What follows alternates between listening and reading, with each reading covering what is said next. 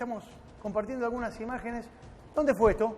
En la sede del ministerio que tenemos en La Matanza. En La Matanza. En La Matanza. ¿Qué significa para usted el 9 de julio? Y para nosotros, en especial para aquellos que abrazamos la vocación militar, es un día trascendental, es el día más importante de nuestra festividad y es donde honramos el honor, la lealtad de esos hombres y mujeres que dieron su vida para la construcción de una nación. Y cuando, seguramente hoy lo dijeron, viva la patria, esos soldados, esos policías, ¿qué expresa el soldado que dice Por eso? sobre todas las cosas, el compromiso a esa patria que es el lugar donde uno elige voluntariamente, más allá de sus vínculos culturales, sus vínculos afectivos, los vínculos jurídicos, es el lugar donde uno decide permanecer y abraza y lo siente como el lugar que nos contiene a todos y al cual hay una responsabilidad y por sobre todas las cosas un deber con ella. Qué interesante esto, nos contiene a todos, ¿no? Ese concepto, a todos a pesar de las diferencias. Sí, claro, por supuesto, y vuelvo a repetir, me parece que todos tenemos una obligación con ella, ¿no? Con nuestra patria, con ese lugar que nos contiene, que nos vio en algunos lugares nacer, porque a veces se elige una patria por decisión, no por nacimiento, que es lo que a veces mucho más vale, pero por sobre todas las cosas que nos ha dado todas las posibilidades para poder desarrollarnos y ser lo que cada uno de nosotros somos. ¿Quiere hacer algunos señalamientos sobre lo que ocurrió, sobre los hechos lamentables de agresión que hubo hoy? A mí me sorprendió algo, y lo voy a decir con todo respeto a las autoridades de la Ciudad de Buenos Aires, con las que usted no tiene nada que ver, usted está en la provincia de Buenos Aires, pero yo por momentos aprecié que no había el debido cuidado o la debida protección para los trabajadores de prensa que estaban allí ejerciendo una tarea como era la de informar, sin agredir, poniendo un micrófono simplemente. Usted que es un especialista en operativos, ¿cómo lo vio? Sí, la verdad que tampoco debería haber ninguna hipótesis de por qué debería haber conflictos en una manifestación que la historia de nuestra democracia siempre indica que son pacíficas. Pero bueno, gente como esta hay en todos lados y eso no califica el comportamiento de la sociedad en general. El comportamiento de la sociedad general justamente no es la que aparece en la televisión, es la que está en sus casas de manera responsable, más allá de esa pesadez de que usted bien hablaba, pero saben que hay una responsabilidad que cumplir y esa responsabilidad tiene que ver no solamente con cuidarse de manera individual, sino de cuidarse de manera colectiva. Me cansé de escuchar hoy esta cuestión de la gente está cansada, por eso la gente protesta, por eso la gente sale a la calle. Y la percepción que uno tiene es que es una expresión legítima, aunque sea violatoria de los decretos que hay hoy y que rigen por la cuarentena obligatoria, es una expresión legítima. Ahora, ¿a usted le parece que esta es la mayoría de la gente de este país? No, eso no expresa la mayoría, en lo más mínimo, por eso me parece que es más allá del acto de violencia, pero tiene que ver con cuestiones individuales y no con cuestiones colectivas. Me parece que, vuelvo a repetir, nosotros tenemos que ver a aquellos que están cumpliendo con las indicaciones que ha dado el Estado, que lo hacen porque lo hacen responsablemente y además porque entienden que es el único camino posible ante el avance de una pandemia que ha puesto de rodillas al mundo. Abro la mesa. Sí, quería preguntarle, dentro de su horizonte político, su juventud, su labor de médico, de militar, una pregunta de hippie viejo. ¿Hay remedio para el odio? Porque esto no es redes sociales, es odio que se cultiva, se siembra, a veces se disfraza, pero lo que vimos hoy es odio. Bueno, déjeme corregirlo, todo muy bien con lo que dijo, menos con la juventud. Ya de joven no me queda nada. Pero la verdad que sí, que por supuesto, la única terapeuta para el odio es el amor, y por contraposición. Solamente aquellos que no pueden encontrar amor siempre canalizan su violencia a través del odio. Yo creo que es una mínima expresión y el amor es el resultado de esos afectos que nos caracteriza como ser humano. Sí, pero permítame cortito. Creo que no va a alcanzar el hipismo que podemos compartir en este tramo de que va con amor, porque me queda la sensación que no es con todos, quedó demostrado hoy. Vuelvo a repetir, son un grupo minoritario que no representan prácticamente al conjunto de la sociedad. No podemos por una imagen de televisión de 1, 2, 3 ubicados, hacer un análisis del comportamiento de la sociedad. Le voy a hacer una suposición. Estamos en la guerra, ¿sí? Cavamos trinchera. La trinchera la cava usted y otra persona más y tiene solamente espacio para uno en la trinchera. Hay 2 soldados, Horacio Rodríguez Larreta y Mauricio Macri. ¿Con quién entra a la trinchera? Un soldado nunca deja tirado a ningún soldado. Es la primera premisa del comportamiento colectivo. Me arruinó la y si no hay lugar para 2, nos quedamos todos afuera. Eso es lo primero que siempre le inculco a mi hijo y es lo primero que me reclama cada vez que me pide algo. Me dice, papá, un soldado, vos me enseñaste que un soldado nunca deja tirado a otro soldado. ¿Cuánto Así que tiene, Juan? 5 años. 5 ya. 5 años. Ahí te dejo en esto, pero pensaba, ¿cómo le explicas esto que está pasando a tu pibe? No. ¿Te pregunta? Es más, yo creo que es lo suficientemente inteligente para darse cuenta que ese no es el camino. Ellos, a nuestra juventud hay que educarla con amor y con ejemplo, ¿no? Hay que volver a recuperar los valores, esos valores que hicieron grande a esta nación, esos valores que se guiaron nuestros patriotas que declararon hace 204 años la independencia, y ese es el camino. Me parece que esta es la excepción. Ministro, déjeme volver al episodio de esta tarde en el Obelisco, en las agresiones a los colegas. Ahí cuando se produce este episodio en el que le pegan a un colega de un canal local, en el que agreden al móvil y a los periodistas de C5N y demás, los únicos que salieron a proteger a los periodistas fueron otros periodistas que trataron de apaciguar los ánimos. No había presencia policial, no había seguridad. ¿Qué falló? Sí, no, la verdad que no sé, yo no estaba mirando en ese momento, estábamos, creo que en Esteban Echeverría a esa hora, y en la provincia de Buenos Aires no hubo ningún tipo de manifestación, la gente cumplía responsablemente la cuarentena, la verdad que no lo vi, pero bueno, seguramente que habrá que rever qué fue lo que pasó a la hora de prever un operativo de seguridad. Pasa que hay un límite muy finito ahí. Hasta hace poco nos enteramos que la AFI infiltraba gente en las manifestaciones sobre pretexto de controlar que no hubiera desmanes. De ese extremo a este otro, de que no hubiera nadie para proteger una agresión con los periodistas, hay un abismo de diferencia y no parece haber una ancha avenida en el medio. Es decir, ahí hubo una situación de desprotección. Alguno podía haber lastimado seriamente. ¿Qué hay que hacer en ese sentido? Sí, obviamente que son 2 acciones totalmente contrapuestas. Uno es una acción ilegal por parte de organismos del Estado y la otra una falta de responsabilidad a la hora de tener que brindar seguridad. La verdad que no puedo opinar porque no lo vi, pero seguramente supongo que tendrán que rever qué fue lo que pasó. No me corresponde a mí, no es está como Houseman en sus mejores épocas, ¿eh? ¿Cómo? Está como Houseman en sus mejores épocas, me gambetea. No, claramente, no sé que no. Esto que pasó hoy acá ocurre en La Matanza o en Avellaneda hoy mismo. ¿Hay policía o no hay policía? Sí, claro, por supuesto que tiene que haber policía porque tiene que garantizar la seguridad y por sobre todas las cosas la posibilidad de libre expresión de cada uno de todos ellos. No, hoy está bastante zen, lo cual es valorable, me imagino que te están viendo en casa, lo están viendo en casa y seguramente los amigos que lo quieren deben decir qué bueno que está tranquilo después de una semana que fue bravísima. Ahora, yo te quiero preguntar algo que seguramente en sus fueros íntimos se lo debe preguntar usted también. ¿Qué tiene Sergio Berni para que las mismas personas que, por ejemplo, odian a Cristina de Kirchner, le dicen la yegua, le hubieran deseado la muerte o se la desearon en el pasado, le guste la figura de Berni, o que, por ejemplo, gente que puede estar al lado de Cristina de Kirchner o puede seguir a la corriente política de Cristina de Kirchner, pero que viene de otro pensamiento, un poco más socialdemócrata o de izquierda, diga, este es un facho? Bueno, la verdad que no sé, yo creo que yo cumplo mi tarea con mucha responsabilidad y por sobre todas las cosas con mucha transparencia. Y cuando hablamos de transparencia, no es solamente transparencia en materia de gestión, sino también por sobre todas las cosas ideológicas. Y tiene que ver con decir lo que uno piensa y hacer lo que uno dice, ¿no? Algo que hoy en la política está bastante devaluado. Y si no, veamos el ejemplo de estos últimos 4 años.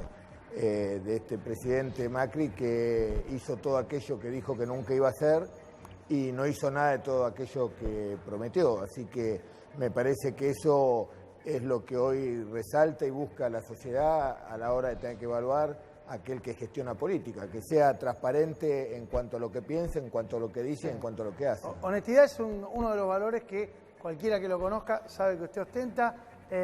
Sinceridad y frontalidad creo que está absolutamente en evidencia que es así. Ahora, ¿cómo se imagina al frente de un movimiento político o de un gobierno, por ejemplo? No, nosotros... ¿Cómo se gobierna con esa actitud que usted tiene?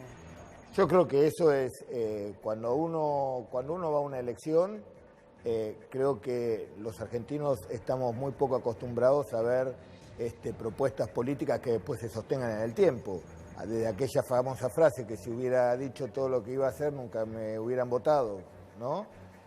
Pasando por el ejemplo de Macri, me parece que la sociedad ha perdido un poco el respeto a la política por la manera cruel que se le ha mentido, y creo que somos de aquellos que siempre nos mantenemos en la misma línea, en la coherencia, porque lo peor que puede pasar en la política es ser incoherente, ¿no? Es ser incoherente y no tener sentido común.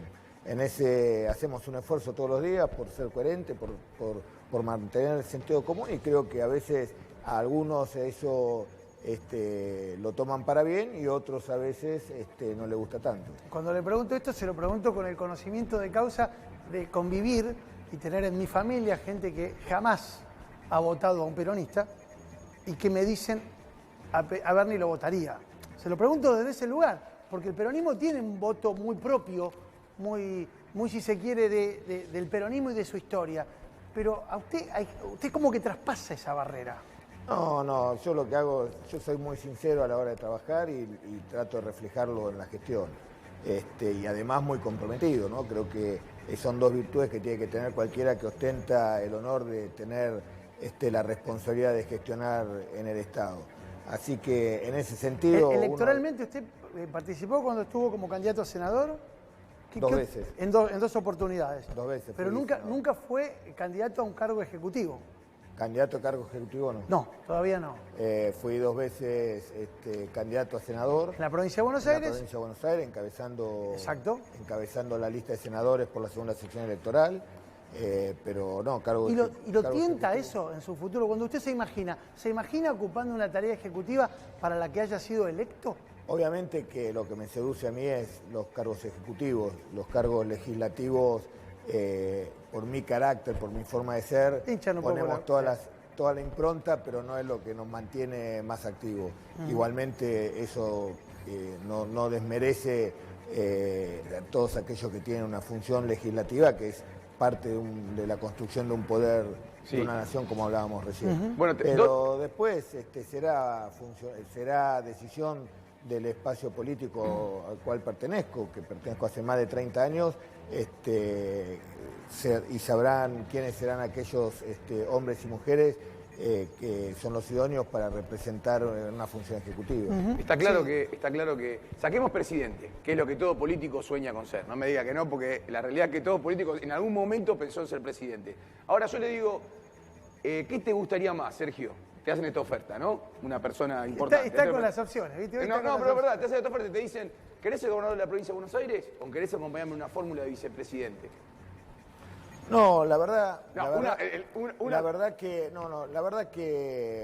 un militante siempre está al servicio de su espacio político y nunca cuestiona el lugar que le corresponde, y lo he hecho así durante 30 años de mi vida, y no sé por qué debería cambiar ya de grande. Así que eso, aquellos que me conocen saben que nosotros somos muy vertical, porque tenemos esa formación y siempre aceptamos, pero no lo aceptamos de la sumisión, sino desde el convencimiento que aquellos que eligen a nuestro candidato lo eligen sabiendo que es la mejor alternativa para representar nuestro espacio. No te voy a pedir que opines de una fuerza política, si quieres hacerlo lo puedes hacer, pero hoy el PRO, hablé con 6 dirigentes del PRO hoy, para preguntarles sobre esta crisis que experimentan tras la vergonzosa solicitada que publicaron el fin de semana a raíz del asesinato de Fabián Gutiérrez. Y los 6 con los que yo hablé dijeron, bueno, nuestro liderazgo es horizontal ahora, ya no hay más un liderazgo vertical. Ahora hay varios líderes regionales. ¿Existe la posibilidad que una fuerza política sea conducida con este tipo de liderazgos? Mire, cada espacio político se siente contenido y conducido. La conducción es natural, no es una conducción impuesta. Obviamente que la crisis que está pasando el PRO es una crisis que no tiene solamente que ver con una crisis del liderazgo, sino de identidad. Ahí ese fue un espacio que fue formado y forzado con una sola finalidad, que era ganar las elecciones, y después, durante la gestión, se privilegiaron los intereses personales de cada uno de los miembros de ese espacio y no el conjunto de la sociedad, y por eso ha implosionado después de una derrota electoral. Aquellos espacios que tienen una conformación ideológica, que tienen una conducción política, siguen funcionando de la misma manera, gane o pierda elecciones, porque de eso se trata. El peronismo es vertical en eso. El peronismo no solamente es vertical, porque lo entendemos que es así, pero también entendemos que la política no todos los días es ganar, sino a veces se pierden elecciones, y eso, cuando uno tiene un fuerte comportamiento y una fuerte pertenencia ideológica, no hay pérdida de elección que pueda irrumpir en la separación de un espacio político. Porque hubo una declaración este fin de semana reproducida en un artículo periodístico que, curiosamente, a mí me sorprendió, porque no es habitual que un presidente haga eso. Fue desmentido por el propio presidente, en donde había una especie de reconstrucción de un diálogo que una persona de ineludible historia peronista, como es Eduardo Duhalde, en una reunión pseudo privada, porque en realidad estaba también allí José Ignacio de Mendiguren, le habría dicho: Alberto, el poder no es bifronte, No. Sacátela de encima. Yo no quiero hablar de Duhalde, en este caso, que fue quien no dijo nada, pero Alberto dijo: esto no pasó jamás. Pero voy a esto. ¿Se puede considerar que hoy existe una bifrontalidad en el liderazgo del peronismo? No, en absoluto, y más en un sistema presidencialista donde el poder es unipersonal y el poder lo ostenta el presidente de la nación, y en ese sentido trabaja todos los días. Después, todas aquellas confirmaciones que intenten socavar el liderazgo y el poder presidencial tienen que ver con discusiones políticas y no con una lectura de la realidad. O sea que hoy el liderazgo del espacio es de Alberto. Claro, por supuesto, es el presidente de la nación. ¿Y Cristina qué juega ahí? Cristina es la vicepresidenta. No, me corra con las formalidades. Sí, claro, me refiero desde el punto de vista de lo que el peronismo entiende como el poder. Bueno, pero son dos cosas distintas. En un país presidencialista el poder lo tiene el presidente, eso no se discute en lo más mínimo. Usted me pregunta que Cristina institucionalmente es la vicepresidenta de la nación, políticamente no se olvide que el Frente de Todos es un conjunto de fuerzas políticas que confluyeron bajo un interés común. En esa confluencia hay diferentes espacios políticos, cada espacio político tiene su referencia política, y Cristina es la líder de uno de esos espacios políticos, ni el más ni el menos importante, es parte de esa construcción del Frente de Todos. Ahora, es indiscutible que el poder en este país lo manifiesta el presidente, porque es una conducción unipersonal. Un pedido y una pregunta. El pedido es que no sea Bernie en modo Johnny Yoko. La pregunta me es gusta, así, porque se puede, ojo, todos están todos acostumbrados a escuchar a un Bernie exaltado. El único problema es que hoy no puedo hablar. La gente esfuerzo terrible por hablar. La gente olvida que es karateca y estuvo en Japón. Algo zen debe tener, es que pero en serio, nos convino que venga difónico. Bueno, pero pensando, es interpretable la audiencia, me traslado lo que me llega por WhatsApp inclusive. La pregunta es para que no sea políticamente correcto. Decían que Bianchi, en el caso de Citridio, tenía el celular. Dicen que usted tiene el celular de Cristina y cada vez que habla expresa la voluntad de Cristina. Cuando con su hijo ven que no un grupo de forajidos, que un alto porcentaje de la opinión pública de Argentina le desea lo peor a Cristina, ¿qué reflexión? ¿Lo habla con ella? No, me parece que esas son cuestiones intrascendentes, que son cuestiones minoritarias. Yo creo que cuando uno tiene la posibilidad de hablar con Cristina, habla de las cosas importantes, las cosas trascendentes, de las cosas que tienen que ver con la construcción del bien común, que tienen que ver con generar políticas públicas que contengan a todos los argentinos. El tiempo que uno puede hablar con Cristina lo utiliza en ese sentido porque es utilizar el tiempo en beneficio del conjunto. El resto es analizar cuestiones que son prácticamente intrascendentes para nosotros. ¿Se whatsappea a diario? Total, no nos escucha nadie, No, yo hablo... Y hablando de políticas públicas, la pospandemia ya tiene una política pública que es la economía. Todos estamos hablando, muchos de los que nos interesa, hablamos todo el tiempo de lo que va a pasar después de cuando termine la pandemia en términos económicos. ¿Qué va a pasar en seguridad? ¿Hay un plan de pospandemia de la seguridad? No solamente hay un... Primero, la provincia por primera vez en muchos años tiene un plan de seguridad. Plan que iba a ser presentado justamente el mismo día que se inició la cuarentena y obviamente por cuestiones obvias no se hizo público, pero no solamente tenemos un plan de seguridad para la provincia para los próximos 4 años, sino ya estamos trabajando junto al gobernador y todo el equipo de trabajo y los demás ministros en cómo vamos a actuar después de la pandemia, porque no cabe ninguna duda que esta pandemia va a pasar, porque es la historia de la humanidad, no porque hagamos futurología. Y después, cuando la marea baja, es donde uno puede ver los desastres que este virus ha ocasionado, porque no estamos ante una crisis solamente sanitaria. Esta crisis sanitaria nos condujo a una crisis económica en un país donde económicamente venía muy golpeado después de estos últimos 4 años y se había quedado sin resto, y esto también genera una crisis social muy importante sobre la cual hay que trabajar fuertemente. ¿Hace mucho que no habla con Juanchi Zabaleta o con Sabina Federic? No, hablé ayer con Juanchi Zabaleta, es uno... y no me avergüenza decirlo, de los 135 intendentes es al que más quiero, respeto y admiro por su trabajo y función que hace todos los días. Bueno, tuvieron un cruce medio... Bueno, así somos, eso no quiere decir que cuando yo tengo que decir las cosas las digo, pero eso tampoco quita, así como digo una cosa, digo la otra. ¿Esas cuestiones no se arreglan, esos trapitos sucios no se lavan en casa? Mire, yo soy frontal, como usted bien dijo, yo cuando tengo que decir algo lo digo, al que le guste escuchar lo que lo escucha, al que no. Pero eso no quiere decir que no respete, quiera y admire a Juanchi por el trabajo que hace fundamentalmente, porque me une toda una trayectoria y una historia. Y con Sabina Federic, que en estos últimos tiempos ya hemos empezado a coordinar diferentes acciones justamente para empezar a trabajar en lo que viene después de la pandemia. Justamente, yo no quiero personalizarlo el tema, pero usted dijo recién, la provincia tiene un plan de seguridad y no se pudo ejecutar porque... todo esto no se pudo llevar a cabo como lo habíamos pensado, me imagino, cuando llegaste al ministerio. ¿Y la Nación tiene un plan de seguridad? Sí, tiene un plan de seguridad que obviamente no tiene correlación con el plan de la provincia, porque hay una diferencia que muchos por ahí no logran entender. La responsabilidad de la seguridad de la provincia de Buenos Aires, como de todas las demás provincias, es una responsabilidad territorial. La Nación no tiene una responsabilidad territorial a partir de que entregó la seguridad ciudadana a la ciudad de Buenos Aires. ¿Se acuerdan que cuando ganó Macri pasó todos los efectivos de la Policía Federal a la ciudad de Buenos Aires y a partir de ahí tomó el control territorial la policía de la ciudad? A partir de allí la Nación tiene que generar políticas de orden nacional que tienen que ver con los delitos federales, y la provincia tiene que encargarse de la territorialidad y por sobre todas las cosas de todo aquello que no es políticas delictivas federales. Ahí le sale el abogado. Hoy cuando hiciste el repaso omitiste ese abogado, el médico, además. Entonces ahí le sale el abogado que empieza a tirar. ¿Por qué? Tiene más títulos que Racing. No hace falta tanto después de todo. Bueno.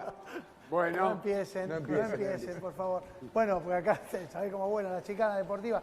Pero quiero volver sobre lo que te preguntaba Ernesto, de la situación social que ha generado la pandemia y que va a generar seguramente en el futuro. Hace algunas horas, bueno, de Juanchi ya hablábamos, pero el intendente de José Cepaz, Mario Digi, salió duro a caracterizar las condiciones y la situación actual del conurbano, fundamentalmente, comparándola con la del 2001. ¿Usted qué ve? Usted que conoció muy bien las consecuencias de aquel 2001, como trabajando en el área social, y este momento. Son dos crisis totalmente distintas. Si usted me pregunta a mí personalmente, yo creo que esta crisis es peor, porque esta es una crisis aguda. Como toda enfermedad crónica, siempre se encuentra un paliativo. Por ejemplo, fíjese en aquellas personas de edad que tienen dolores, que tienen artritis, artrosis, mucho dolor, pero siempre encuentran la posición antiálgica. En cambio, un joven cuando tiene un dolor de espalda queda inmovilizado, que es lo peor que puede pasar, porque no tiene la experiencia de encontrar una posición antiálgica. En este caso, haciendo la comparación, la crisis del 2001 fue una crisis crónica, una crisis que se vino sucediendo y por lo tanto hubo una adaptación de la sociedad. Es como la rana que la metes en el agua fría y le vas poniendo la temperatura de a poquito. Exactamente. En cambio, esta crisis es una crisis aguda, una crisis profunda que nos toma con un país que estaba herido, un país totalmente destruido, devastado, con una economía totalmente endeudada por los próximos 100 años, con una capacidad instalada de producción totalmente explotada. La industria estaba explotando al 40%, con un montón de sintomatología que nos indican que esta crisis es mucho más profunda. Ahora, no cabe duda que vamos a salir mucho más rápido, que vamos a salir mucho mejor, porque ya la capacidad instalada en este tiempo se vino sosteniendo. Vamos a salir mucho mejor porque hay un Estado presente, un Estado que sabe lo que tiene que hacer, que entiende lo que tiene que hacer y que aparte está decidido a hacerlo. Y ese acompañamiento es fundamental para volver a poner nuevamente el país en funcionamiento después de que pase esta pandemia. Y creo que va a ser mucho antes de que pase esta pandemia. Ayer hablábamos ayer fue con Raúl Timerman, ayer fue, ¿no? Antes de ayer. Hablábamos con Raúl Timerman, que es un muy interesante analista político. Y él le había reclamado al gobierno el lunes que el gobierno no salía a decir las cosas, que no tenía voceros, que no ponían la cara. Justamente ese día, y Raúl lo repasó acá, aparecieron un montón, desde Santiago Cafié, hizo la lista, Raúl, de todos los que salieron a poner la cara, que lo cargábamos, decíamos, parece que te dan bola, que te leen. Pero al margen de la humorada, ¿usted piensa que al gobierno le falta un fronting, al gobierno nacional, para que ponga el pecho a la bala y que evite que al presidente le impacte todo? No, yo creo que una cosa es mirar de afuera y otra cosa es aquello que estamos totalmente comprometidos en la gestión, en el día a día. Sabemos que esta es una tarea incansable. Esta pandemia hace 100 días que tiene a todos los funcionarios trabajando prácticamente sus equipos de trabajo están trabajando las 24 horas del día, y no solamente para atravesar la pandemia, sino, como bien decíamos recién, para empezar a preparar el plan de salida de esta pandemia y de recuperación, porque no solamente hay que salir, sino que hay que recuperar, porque es una obligación que tenemos de recuperarnos y es una obligación de estar al lado de cada uno de los argentinos que se vieron afectados económicamente por esta pandemia y que además son el motor de la producción de este país. Así que yo veo que el Estado está muy puesta todas sus energías en esa reconstrucción post-pandemia y bueno, y por ahí se descuida o no la comunicación. ¿Falta el número 5? ¿Cómo? ¿Falta el número 5? No, la verdad, no sé, yo creo que hoy todos están abocados a que los argentinos transiten esta pandemia con el menor daño posible. Esta pandemia ha puesto de rodillas a las potencias más inesperadas del mundo, Alemania, Inglaterra, Estados Unidos. Nunca nadie pensó, China, Japón, nunca nadie pensó que esto podía afectar de la manera que ha afectado estas potencias y sin embargo nosotros hoy estamos aquí transitándola con muchísimo menor daño que todos estos países que tenían una capacidad y una estructura para solventar y sostener un chubasco como este. Me meto en el último de los temas en el que seguramente usted se siente, bueno, no digo cómodo, porque es incómodo hablar de muertes, de asesinatos, pero el métier que usted ha elegido y al que le han asignado tiene que ver con proteger a los ciudadanos de la inseguridad. Y es evidente que lo que está pasando ahora es un recrudecimiento, al menos es lo que percibimos.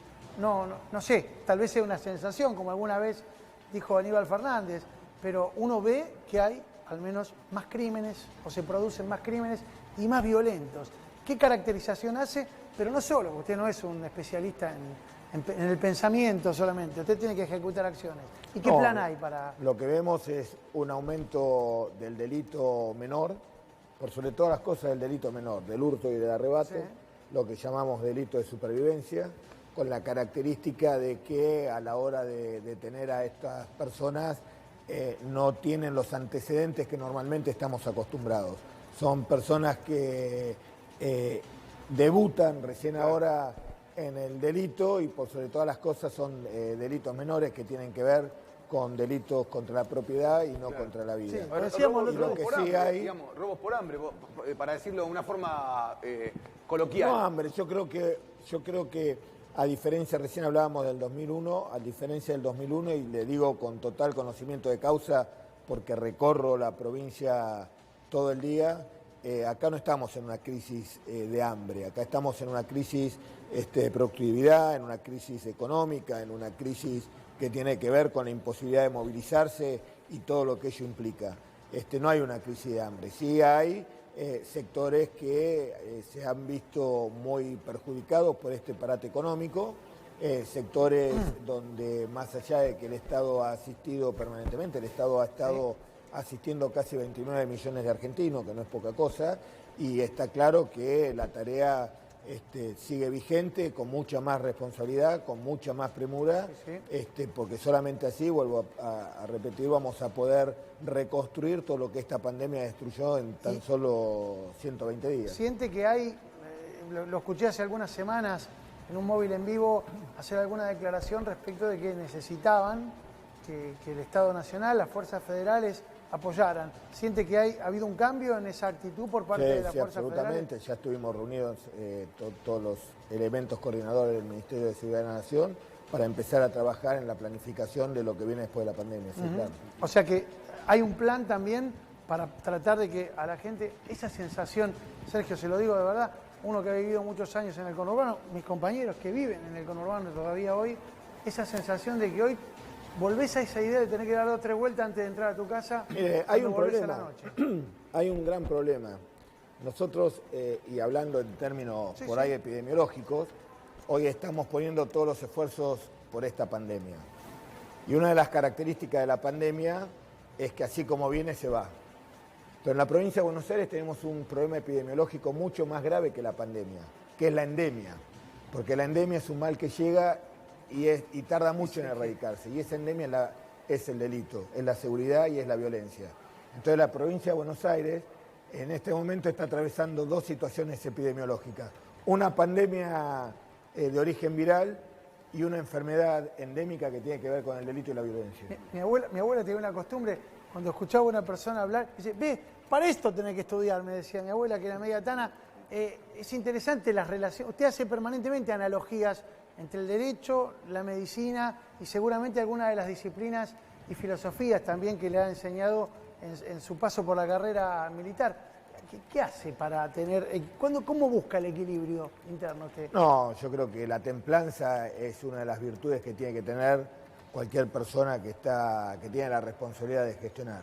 Me parece que la templanza es una de las principales virtudes que le permite a uno no perder el eje de la importancia de la gestión. ¿Alguna? Sí, una muy cortita aprovechando su faz militar. Digo, algunos dicen que anduvo tirando algún papelito, algún comunicado buscando el descontento de las Fuerzas Armadas. Mete un poco de miedo que fermente. ¿Tiene mirada sobre esto? ¿Se puede sumar a la grieta peligrosamente a las Fuerzas Armadas en la Argentina? No, sumarlo a la grieta no. No sé de qué específicamente me habla. Perdón, porque la garganta me... No, sí, y acá ni un vaso. Me tiene mal traer. No voy a ser elíptico, que el descontento por República no, y coso... yo lo que sí estoy seguro que no hay posibilidad de construcción de un proyecto nacional si no están incorporadas las Fuerzas Armadas. Lo dije siempre, lo sostengo y cada vez estoy más convencido de eso. No hay posibilidad de construcción de un proyecto nacional que nos contenga a todos si las Fuerzas Armadas no están incluidas. Y creo que hoy están incluyéndose y están cumpliendo un papel muy importante y van a ser recordados por el papel que están cumpliendo hoy en esta pandemia, en los diferentes barrios, trabajando codo a codo con nuestra policía de la provincia, con los vecinos, con los intendentes, y me parece que ese es el camino de empezar a cerrar esa grieta que no sé por qué motivo, mejor dicho, sé por qué motivo nos ha separado, todos sabemos, un motivo en el cual como soldado me avergüenza, ¿no? de los años de la dictadura, pero yo me siento integrante del Ejército de San Martín, del Ejército de Belgrano, del Ejército de Güemes, del Ejército de Mosconi, del General Perón, no de los años de dictadura. Sí, yo pensaba en eso, ¿no? Pensaba en la figura de los próceres. No me mate. Voy a contar una anécdota personal que me liga con usted. Usted, junto con otro hombre de esta casa, que es Juan Cruz Sanz, usted nos eligió en un momento determinado para participar como periodistas de la cobertura de un operativo que usted encabezó en Rosario. Cuando en algún momento las fuerzas federales, creo que eran 2000, los gendarmes nacionales, que llegaron a Rosario, un operativo, nunca en mi vida había visto algo así yo. Y ese día viajamos en helicóptero. Y cuando en un momento determinado pasamos por un lugar que yo veía estaba a la vera del Paraná, pero yo no identificaba qué era. Y usted hizo como un gesto ahí. Y a mí me llamó la atención, yo después se lo pregunté. Y usted me dijo, eso era la vuelta de Obligado. Usted tiene como un amor muy particular por lo que significa la historia argentina. Gracias. Y lo que representan los próceres y las gestas. Después discutimos lo que fue la vuelta de Obligado, pero agarren los libros, fíjense. Hay una discusión en torno a eso, pero yo se lo planteo en términos de lo que representan para usted las fechas patrias y los próceres. Sí, claro, por supuesto, un reconocimiento y una manera de recordarlo permanentemente. Yo recuerdo ese viaje cuando uno va a Rosario, ese operativo, valga la redundancia, sabe que es un operativo que se ha estudiado en todo el mundo. Hoy cuando se estudian diferentes técnicas de despliegue, se estudia el operativo de Rosario, de qué manera se implementó. Es un ejemplo que se da en muchas academias importantes. ¿Puedo contar? Total, ya pasó mucho tiempo. Yo trabajaba en ese momento en Canal 9, en un programa de trasnoche, que se llama Duro de Omar, y recibo un mensaje del secretario de Seguridad de la Nación que me había, durante todo el día me había dicho, prepárate porque va a pasar algo, prepárate porque va a pasar algo. No, usted me había pedido ir a algún operativo algún día. Es cierto. Y me manda un mensaje y me pone 0530, 0600, zona militar Aeroparque. Y yo, ¿qué carajo me está mandando este hombre? Un teléfono, un 0600 que marque. No, era una denominación militar del horario. Sí. Bueno, ahí estuve. Yo estaba también, a ver si mal no recuerdo, estaba el actual titular de la Oficina Anticorrupción. También, sí, Félix claro. Crow. Fue muy importante la investigación. Sí, claro, porque había un laburo hecho.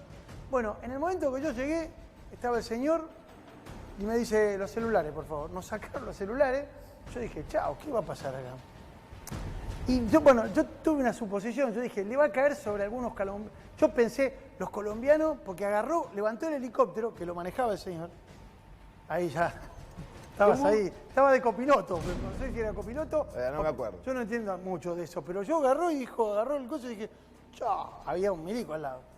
Y cuando agarró para el norte, subiendo por el Paraná, lo primero que pensé es que este va a caer en algún country y le va a cazar un narco del cogote. No sabíamos nada. Apocalipsis Now suena. No.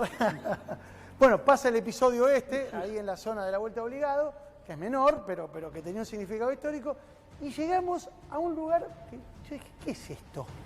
¿Dónde estábamos? Y era San Nicolás, ¿no? San Nicolás. Aterrizamos a la vera del Paraná, en San Nicolás, en un lugar que parecía un regimiento. Había unas chicas que estaban como promoviendo, parecía que había como una especie de asamblea, no, de reunión científica. Una reunión ecológica. La reunión ecológica era. Un grupo de ecologistas. Todo verso.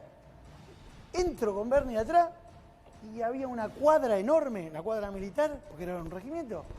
Había 2000 gendarmes ahí adentro. Y por supuesto, entró y seguidor lo saludaron. Viste que se pegan esos gritos, los milicos que son. Sí. Bueno, y ahí Bernie explicó, y ahí entendí lo que iban a hacer. Habían armado todo un operativo de inteligencia para montar ahí un falso congreso de ecología, porque claro, venían los medios, preguntaban. Yo no tenía el celular. Mi mujer pensaba que estaba con otra amiga. ¿Viste esa cosa que vos decís, te desaparecés, no podés hablar? Este hijo de puta, vos quieres andar. Bueno, y ahí se produjo el operativo que lo coordinaron creo que con las fuerzas de la provincia de Santa Fe, porque estaba el gobernador Lipchi, si mal no recuerdo, presente. Sí, fue solamente lo coordinamos con la provincia de Santa Fe, habíamos quedado que eso iba a ser así, que no íbamos a avisar a nadie, porque una de las características de Santa Fe era que se filtraba mucho la información. nos reunimos con los jueces federales, Sí. conseguimos 200 órdenes de allanamiento. Ese congreso fue el enmascaramiento de toda la operación para que nadie pudiera sospechar de lo que iba a suceder en las próximas horas. Se hicieron 200 allanamientos simultáneos, sin ninguna confrontación, ningún tiroteo, de manera todos pacífica, sí, y a partir de allí se obtuvo toda la información para poder llevar a juicio a la banda de los monos por narcotráfico, porque no nos olvidemos que los monos estaban presos por el delito, no por el delito de narcotráfico, sino por homicidio y otros delitos menores, exacto, pero no por narcotráfico. A partir de esos 200 allanamientos obtuvimos toda la información que nos permitió reconstruir toda la metodología y la forma de trabajo de los monos, y con eso presentar las pruebas que no solamente inculpó a la banda de los monos, sino también a los familiares directos de cada uno de ellos, y además poder llegar al laboratorio más grande desbaratado en la historia Sudamérica de drogas, que era usted que está en el tema del Delfín Sacaribe. ¿Qué representa la droga? En el análisis, no me diga. No, son dos cosas distintas. Una cosa que es la droga, otra cosa que es el narcotráfico. Bueno, está bien. Son dos cosas es cierto. Totalmente distintas. La droga hay que abordarlo y tenemos que discutirlo desde el punto de vista médico y de salud pública, y el tema del narcotráfico tiene que ver con la violencia, la corrupción, la destrucción del tejido social, y se aborda con una mirada de seguridad, obviamente, pero también multidisciplinaria. Y me parece que es una de las materias pendientes que tenemos en la política, de encontrar un nuevo paradigma para enfrentar este flagelo que, al igual que la pandemia, es mundial, que ningún país le ha encontrado la vuelta, y que hay que tomar definiciones profundas, porque si no, cada día el narcotráfico avanza más, la violencia cada vez avanza más, y las soluciones cada vez son más débiles. Cometí una omisión, me están señalando, cometí una omisión imperdonable, sobre todo porque voy a hablar con él después que termine la entrevista con usted. Estaba presente también, porque usted me dijo, un periodista de Rosario en el que confíe, y yo le dije Carlos del Frade, que en ese momento trabajaba como periodista, hoy es diputado provincial, y en un ratito vamos a hablar con Carlos a través del Zoom sobre el tema Vicentín. Pero me interesa mucho esta mirada estratégica, porque eso también me imagino que lo ha dotado su paso por la formación militar. A ver, mucho llamó la atención y algunos generaron crítica cuando se lo vio con esa arma, que parecía un arma larga, pero después te explicó, en realidad es una pistola a la que se le pone una funda, no sé cómo. A ver, ¿qué relación tiene usted con el armamento militar o con el armamento táctico? La relación que tiene un soldado con su arma, la relación que tiene un oficial de ejército con su arma y con su sable, porque el sable también es parte de nuestro símbolo del mando, ¿no? Y por lo tanto, esa relación que uno tuvo en tantos años de profesión, y que a la hora de trabajar es una herramienta más de trabajo, como es el bisturí, el estetoscopio o el código penal cuando tenemos que trabajar en derecho penal.